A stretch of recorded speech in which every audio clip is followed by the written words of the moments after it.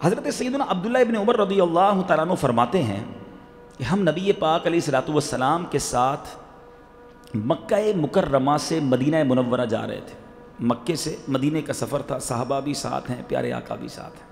کہتے ہیں ہم سفر کر رہے تھے، ہم راستے میں ایک ایسی جگہ ہم نے پڑاؤ ڈالا جہاں پانی تھا کیونکہ نماز ادا کرنی تھی، لیکن ہم سے پہلے کچھ لوگ پہنچ گئے تھے جنہوں نے وضو کر لیا تھا، اور وضو انہوں نے جلدی جلدی میں کیا تھا، اور ان کی پیر کی جو ایڑیاں تھیں وہ چمک رہی تھیں، یعنی وہاں پانی نہیں پہنچا تھا، ابھی وہ سوکھی رہ گئیں۔ پیارے آقا علیہ الصلوۃ والسلام نے ان لوگوں سے فرمایا کہ ان ایڑیوں کے لیے آگ کا ویل ہے، وضو پورا کیا کرو۔ آگ کا ویل سے مراد یہ دوزخ کے طبقے کا نام ہے، یعنی یہ ایڑیاں جلائی جائیں گی جو وضو میں پوری طرح نہیں دھوئی گئی۔ آج ہم سب اس پرابلم میں گرفتار ہیں کہ ہر چیز میں جلد بازی کرنی ہے، ہر چیز کو جناب بڑی جلدی میں کرنا ہے، چاہے اس کا حسن پورا ہو، وہ کمپلیٹ ہو کہ نہ ہو، وہ عبادتیں ہوں یا زندگی کے معاملات ہوں۔ اس واقعے سے یہ بھی سیکھنے کو ملا کہ اگر وضو صحیح نہ کیا جائے تو پھر تو نماز بھی نہیں ہوتی، لیکن وضو کمپلیٹ کرنا سیکھا کس نے، اور اس کو اطمینان سے کرنے کی عادت کس نے ڈالی؟ امام اہل سنت مولانا شاہ امام احمد رضا خان خود فرماتے ہیں کہ ایک بار میرا ایک گاؤں جانے کا اتفاق ہوا، ایک صاحب میرے ساتھ تھے، فجر کی نماز کے لیے انہوں نے وضو کیا، ان صاحب نے جو اعلیٰ حضرت کے ساتھ تھے، منہ دھونا شروع کیا تو بھووں سے اپنے منہ کو دھونا شروع کیا۔ بہت سارے لوگ کرتے نا پانی بس چہرے پہ یوں مارتے، کہتے بھووں سے منہ دھونا شروع کیا، تو امام اہل سنت فرماتے ہیں آپ نے یہ کس طرح منہ دھویا ہے؟ آپ نے بھووں سے چہرے پر پانی ڈالا ہے، پورا چہرہ تو نہیں دھویا۔ تو وہ شخص کہتا ہے جلدی کی وجہ سے ایسا کیا ہے کیونکہ کہیں فجر کا وقت ختم نہ ہو جائے۔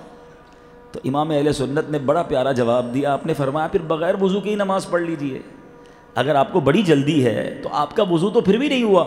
اگر چہرہ نہ دھلے، چلے شرعی مسئلہ بھی سمجھ لیں، اتنے سارے انٹلیکچوئلز، پڑھے لکھے تاجران، فنکار بھی نظر آ رہے ہیں، خصوصی اسلامی بھائی بھی آئیں، جس شعبے سے آپ آئیں، ہم میں سے کتنے ایسے ہیں جن کو وضو کے فرائض معلوم ہیں؟ آج یہ شرعی مسئلہ سمجھ لیجئے کہ وضو کے 4 فرائض ہیں۔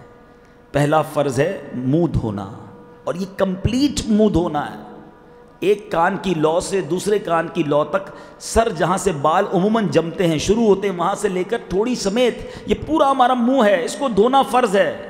دوسرا فرض کونیوں سمیت دونوں ہاتھوں کو دھونا ہے۔ تیسرا فرض چوتھائی سر کا مسح کرنا ہے۔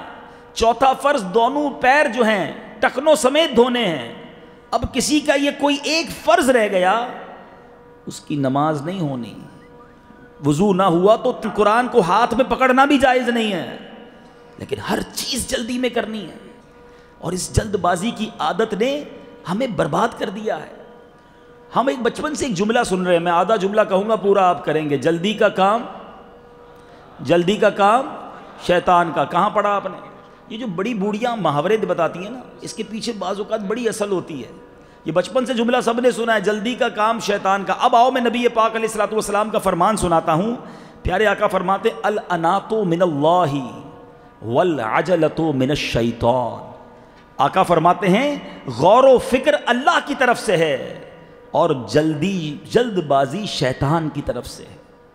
انسان جلد بازی میں فیصلے کرتا ہے، جلد بازی میں ڈیسیشنز لیتا ہے، جلد بازی میں بہت سارے کام کرتا ہے، اور اس بنا پر نہ عبادت صحیح کر پاتا ہے، نہ زندگی کے دیگر امور صحیح سر انجام دیتا ہے۔ اطمینان سے سوچ بچار کر کے زندگی کے فیصلے کرنے چاہیے۔